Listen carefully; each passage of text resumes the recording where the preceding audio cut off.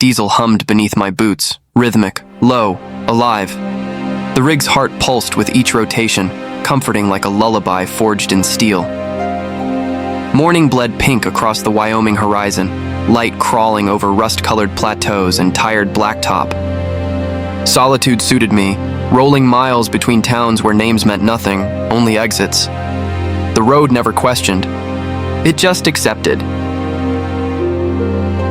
I pulled into a gravel lot beside an ancient diner with neon letters flickering like a dying memory. A cracked Coca-Cola machine leaned against the brick, guts hanging out like it had lost a bar fight. I shut off the ignition, stepped down, inhaled exhaust mixed with sagebrush.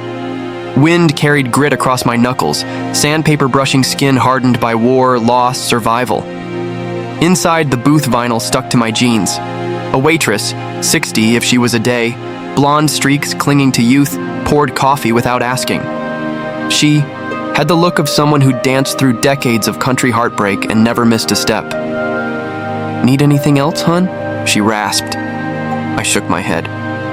Words didn't come easy before caffeine. She wandered off, humming a Patsy Cline tune. Steam rose from the cup, fogging cracked sunglasses on the counter. I watched it curl skyward, disappearing like friends I buried overseas. Afghanistan didn't leave quietly. It lingered in corners, whispering through shadows, curling under doors. A roar shattered the silence. Engines, deep, feral, angry, rumbled outside like beasts sniffing blood. 5 of them, maybe 6. Chrome snarled under sunlight as the motorcycles slid to a stop. Their leader dismounted first. He strutted like a goddamn movie villain. Scars running across his scalp like lightning bolts, rings on every finger, beard braided with chains. The others followed, each a walking cliché. Denim vests, tattoos crawling up throats, eyes like broken glass. They entered loud. Boots slammed hardwood. Laughter echoed. The old woman stiffened, coffee pot trembling in her grip. They didn't notice me. Ghosts rarely get acknowledged, I observed, sipping bitter brew. The alpha barked something crude, slapped her backside. I caught the flinch. That's all it took. Instinct kicked the door open inside my chest. Training doesn't vanish. It waits. The waitress forced a smile, poured more drinks. One biker crushed sugar packets between greasy fingers, white crystals falling like snow across Formica. Another started flicking ashes on the floor. I stood, left cash beneath the mug, walked outside. Sun glared off my side mirrors. Dust danced in sunbeams. I leaned against the cab, lit a match just to watch the flame. Didn't even smoke anymore. Habit, maybe. Something about fire kept my hands steady. They came out 20 minutes later, louder, meaner. Alpha noticed me this time. Eyes narrowed like a predator measuring threat. "Nice truck," he sneered. Didn't answer. Just watched the breeze toy with a tumbleweed rolling by. He stepped closer, breath reeking of bourbon and decay. I said, "Nice truck." Wasn't a question, I replied. Tension snapped. His crew flanked him, grins carved into granite. One held a chain, another had brass knuckles clipped to his belt. They expected flinching. I offered none. "Where are you from, cowboy?" the tall one asked. "Everywhere." That didn't satisfy. The leader's lips curled. "You military?" "Used to be." "What branch?" "Corpse." Silence. Something shifted. Respect? Contempt? Didn't matter. He nodded, cracked his neck. "Semper Fi, huh?" I didn't respond. Didn't salute. "Brotherhood ends when honor dies." He spat near my boot. "Ain't impressed. Lot of jarheads forget which side they're on when the bullets stop flying." That earned a chuckle from his crew. I didn't blink. The weight of war still pressed between my shoulders.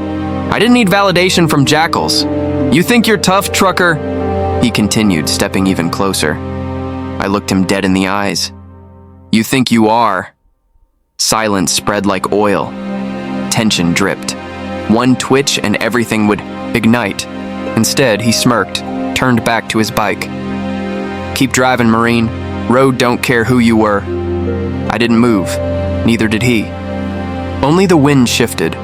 Eventually, they mounted up, thundered away, engines growling like wounded wolves. I watched taillights vanish into heat ripples, then climbed into the cab. My fingers found the ignition, but my thoughts lagged behind. Flashbacks. Don't need permission. I saw IEDs, burning Humvees, boys screaming in smoke. Saw Wilson's dog tags flying mid-blast. Heard Carter's final breath. I gripped the wheel until knuckles paled. The mirror showed a man no longer young, but not yet broken. Lines cut through my face like battle maps. Eyes didn't shine. They scanned. Lips didn't smile. They calculated. Every inch of me told stories without words. I pulled back onto the highway. Tires chewed gravel, flung it behind like forgotten memories. The horizon stretched wide, endless. I chased it not for escape, but because I didn't know how to stop. The sun climbed higher. Radios buzzed static. I kept mine off. Music couldn't drown ghosts. Only momentum could. Mile markers blinked past. One, then another. Somewhere ahead, they'd wait again. Men who thought fear equaled strength. I'd show them different. When time came, I'd remind them, Marines don't retire. We adapt, and I had plenty of lessons left to teach. 200 miles east, asphalt baked beneath relentless glare. Heat shimmered above faded yellow stripes, tricking the eyes into believing water danced across the plains. Every rotation under my 18 wheels sang a rhythm only wanderers understood. Silence enveloped the cabin. Just me, this beast, and the hum of freedom droning through rust-proof steel bones. I approached another pit stop. This time, a roadside bar with a crooked sign swinging on rusted chains. Eden's Thorn. Irony never felt so fitting. Instinct prickled along my spine the moment I spotted their hogs. 7 this round, parked like vultures circling an unburied carcass. Not the same crew, but kinfolk, no doubt. Painted skulls on gas tanks, bullet holes stenciled onto fenders, decals bragging of sins committed beneath moonlight. I pulled alongside, air brakes hissing like a coiled cobra. Their laughter spilled from cracked windows, mingled with the stench of cheap beer and burned rubber. Pushing open the weather-beaten door, I stepped inside. Dim lighting bathed everything in amber glow.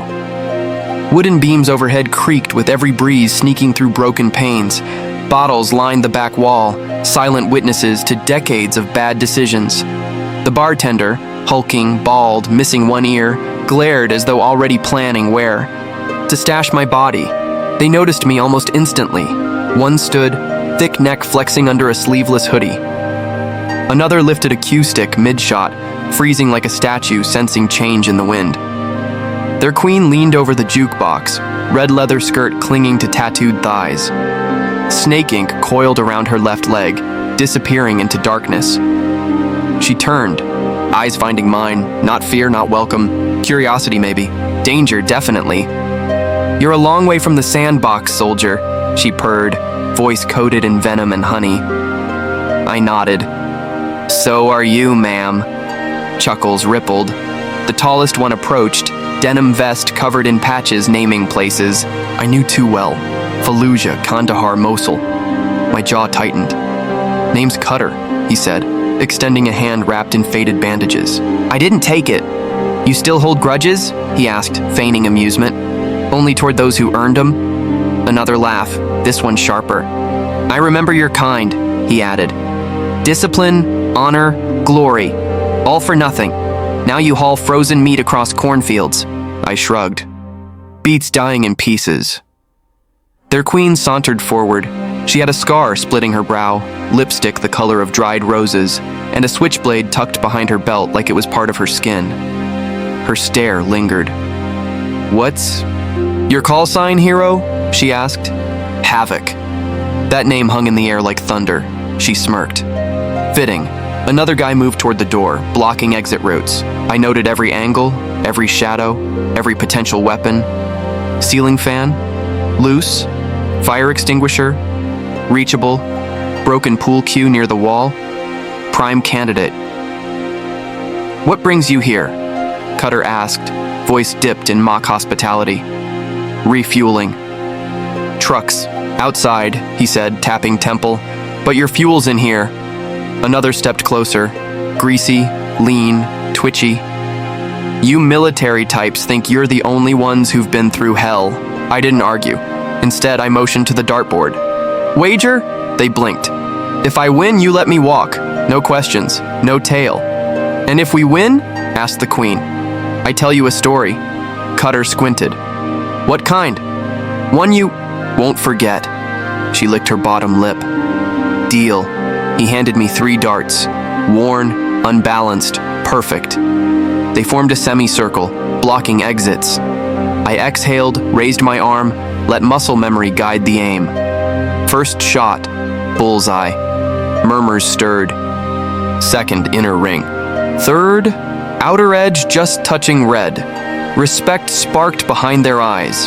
The queen clapped, slow. Looks like we owe you. I turned to leave. You fought with Donovan, didn't you?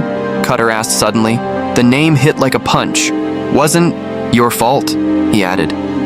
We read the reports. I saw his face melt, I whispered. He trusted command. She looked away. Cutter sighed. We stopped believing in medals when they stopped bringing our brothers home. We all did. No more threats, no more challenges, just memories. War doesn't end with peace. It mutates. Outside, sunlight blinded. I climbed back into my seat, hands trembling, not from fear, from remembrance. Mirrors showed silhouettes lingering on the porch, unsure what they just witnessed. Truth? I didn't either, because the woman with the switchblade winked before turning her back.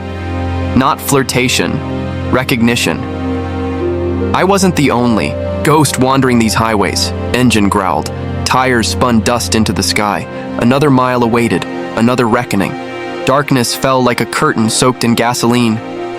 No stars, just black, thick and endless, swallowing headlights one curve at a time.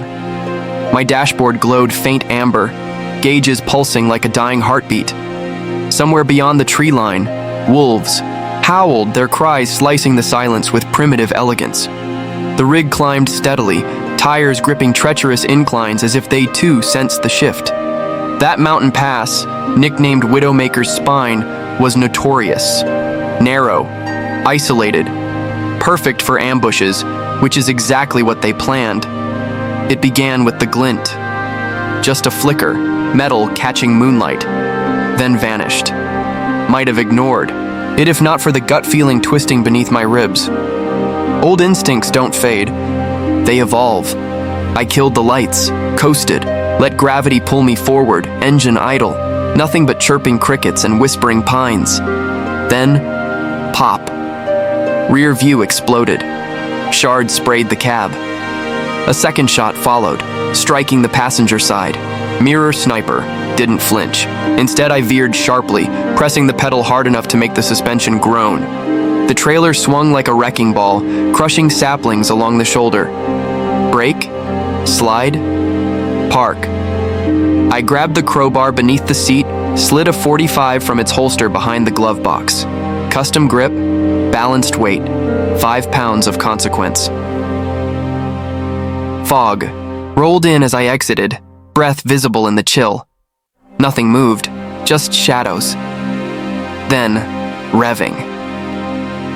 4 bikes emerged, tires silent on pine needles. They'd cut the road with nails and oil earlier. I saw the trap too late. My mistake. Hooded figures. Circled slowly, painted masks. Night vision goggles, suppressors, not amateurs. One dismounted, dragged a bat with nails welded to the tip. Another carried a chain wrapped in barbed wire. Their leader wore antlers, real ones, strapped to a helmet. He walked with authority, not arrogance. This wasn't about revenge, it was sport. Nice detour, he growled. Been tailing you since Kansas. I said nothing. Let them monologue. Always the same routine. Machismo dipped in bloodlust. You're tougher than advertised.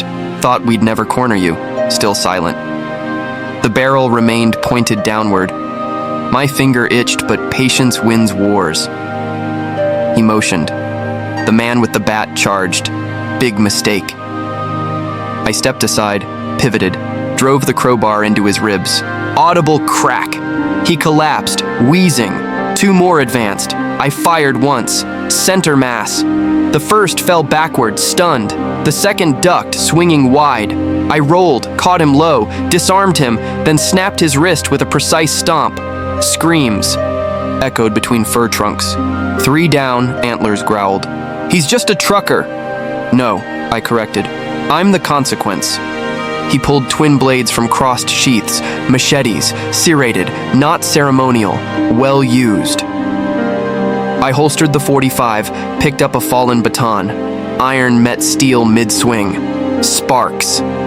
He pressed forward, forcing me back against a log. Our eyes locked. His, crazed, mind-calculating. He lunged. I sidestepped, tripped him, brought the baton across his thigh. He buckled but recovered fast, slicing upward. My sleeve tore. Blood trickled. We both paused, breathing heavy. Mist swirled. You've killed before, he hissed. Still do. We clashed again. This time, rhythm took over. Strike, parry, feint, counter. Bodies moved like dancers who knew every step meant survival. Eventually, fatigue slowed him. A hitch in his left shoulder gave me the opening. I spun, drove the baton behind his knee, then delivered the final blow. Skull meeting log. He slumped, unconscious. Silence returned. Crickets resumed their song, oblivious. I checked pulses. One alive, 2 critical, another gone. I stood amid wreckage, heart thudding, breath shaky, muscles burning. Then, from behind, a soft voice. Didn't think you'd need backup. She stepped from the woods, switchblade in hand, eyes shimmering, under the moon. The queen from Eden's thorn. Didn't expect company, I muttered. She glanced at the bodies. Some of these were my brothers. You came to finish me? No, she whispered, to see who deserved to walk away. We stared, not enemies, not allies, something else. I'm leaving, I said. She nodded. Road's clear. As I passed, she offered no threat, only understanding. Behind me, wolves howled again, this time closer. Back inside the cab, I wiped the blood, patched the cut, restarted, the engine. It rumbled to life, loyal. Tread met road. Trees blurred past. Stars returned overhead. Tonight, death came calling, and left empty-handed. Morning shattered the horizon, scattering light like broken glass across an indifferent sky. My windshield, streaked with dirt and dried blood, caught slivers of amber sun filtering through skeletal branches. Gravel popped beneath rubber, a steady metronome accompanying thoughts I hadn't invited. Every joint ached. Bruises bloomed across my ribs like unwelcome flowers. Bandages wrapped tight around the bullet graze. Sweat clung to my collarbone despite the chill bleeding in from a cracked window.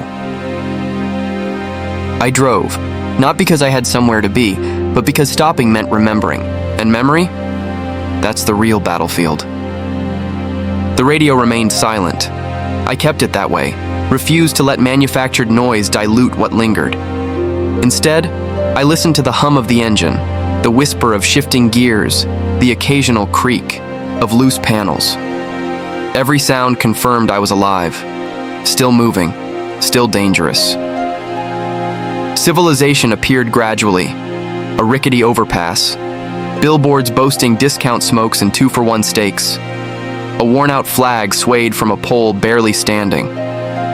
Beneath it sat a diner with boarded windows and a rusted sign that simply read, "Rest." I pulled over. Inside, smells of grease, burnt toast, and desperation mixed with something sweeter, maybe hope. A child scribbled on a napkin near the corner booth while her mother wiped sticky syrup from plastic menus. Neither looked up. A man in a tan uniform nodded from behind the counter. Sheriff's badge glinted, but his eyes carried bags heavy with stories. "You new through here?" he asked. I shrugged. Depends how far back you count. He smiled faintly, then poured dark coffee into a chipped mug. Long hauler?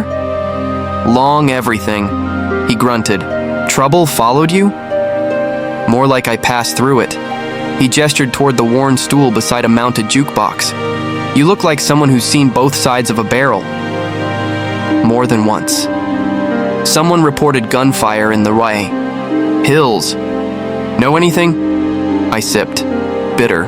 Strong. Could have been fireworks, kids fooling around. He nodded slowly. Could have been. Outside, a pair of teens pumped gas into a dented pickup. An old hound lay sprawled beneath a bench, twitching in a dream. The sheriff didn't press. Some folks recognize unspoken codes. He returned to his paper, flipping a page without looking. I left a 20, nodded once, walked back out. A familiar. Hum pulled my gaze to the far end of the lot. Her motorcycle leaned against a fence, red leather jacket, that switchblade again, gleaming faintly beneath her wrist. You're not very stealthy, I said. Wasn't trying, she replied. We stood beneath flickering lights, neither flinching. You following me? No, she said. Tracking them. They're done. I know, you made sure of that. A moment passed. Trains groaned in the distance. Birds scattered from telephone wires overhead. You ever sleep? She asked. Don't need dreams. Jacques nodded. Me neither. Her eyes searched mine, not for weakness, but truth. They'll send more, she whispered. Let them. What then? Repeat until they understand. Her laugh was soft, sad.